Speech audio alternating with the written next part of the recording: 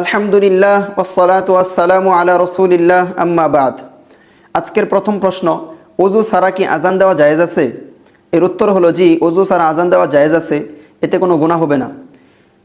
কিতাবুল আসারের 58 নম্বর বর্ণনা এসেছে, হযরত ইব্রাহিম নাখাঈ রহমাতুল্লাহি আলাইহি বলেছেন, ওয়ালা বাসা বিআন ইউআযযিনাল মুআযযিনু ওয়া হুয়া আলা গায়রিল ওযু, অর্থাৎ মুয়াজ্জিন যদি ওযু ছাড়া আজান দেয় তাহলে এতে কোনো অসুবিধা নেই, কোনো গুনাহ হবে না। তবে ওযুর সহিত আজান দেওয়া সুন্নত, এজন্য প্রত্যেক মুয়াজ্জিন ভাইদের উচিত ওযুর সহিত আজান দেওয়ার অভ্যাস গড়ে তোলা। কোনো ওযর না থাকলে ওযু ছাড়া আজান না দেওয়া উচিত। মুসান্নাফে আব্দুর রাজ্জাকের 1799 নম্বর বর্ণনা এসেছে, হাক্কুন ওয়া সুন্নাতুন মাসনুনুন আন লা ইউআযযিনাল মুআযযিনু ইল্লা মুতাওয়াদ্দিয়া, অর্থাৎ মুয়াজ্জিনের উপর দিয়ানাতান হক এবং সুন্নত হলো মুয়াজ্জিন ওযু সহ আজান দিবে, ওযুবিহীন আজান দিবে না। হানাফি মাযহাবের প্রসিদ্ধ ফিকহের কিতাব হিদায়ার মুসান্নিফ আল্লামা বুরহানুদ্দিন আবুল হাসান আলী বিন আবি বকর বিন আব্দুল জলিল আর রুশদানি আল মারগিনানি, ওফাত 593 হিজরি, তিনি লিখেন, ওয়ায়ামবাগি আন ইউআযযিনা ওয়া ইউকিমা আলা তুহরিন, অর্থাৎ পবিত্রতার সাথে মুয়াজ্জিনের আজান এবং ইকামত দেওয়া উচিত। লিআন্নাল আযানা ওয়াল ইকামাতা যিকরুন শরীফুন, কেননা আজান ও ইকামত হচ্ছে মর্যাদাপূর্ণ জিকির।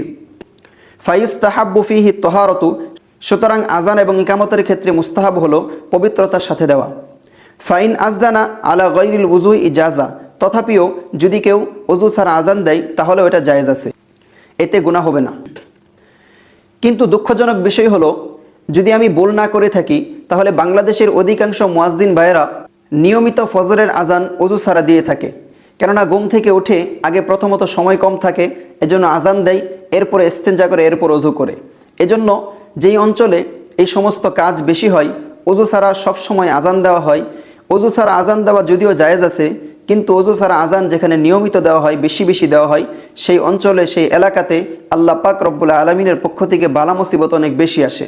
এজন্য ওযু ছাড়া মুয়াজ্জিন ভাইদের জন্য আজান দেওয়া উচিত নয়।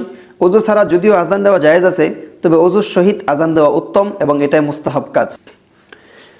তাছাড়া আজান দেওয়ার অনেক ফজিলত রয়েছে।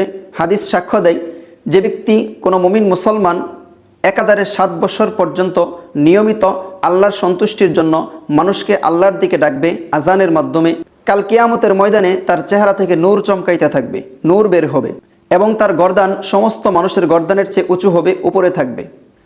এই জন্য এই মর্যাদা আমাদের প্রত্যেকের হাসিল করা উচিত, প্রত্যেকের অর্জন করার চেষ্টা করা উচিত। আল্লাহ তাআলা আমাদের সকলকে তৌফিক দান করেন। আজকের দ্বিতীয় প্রশ্ন, নাপাক অবস্থায় মহিলাদের জন্য বাচ্চাদেরকে, সন্তানদেরকে দুধ পান করাতে কি কোনো অসুবিধা আছে? উত্তর হলো না। মহিলাদের জন্য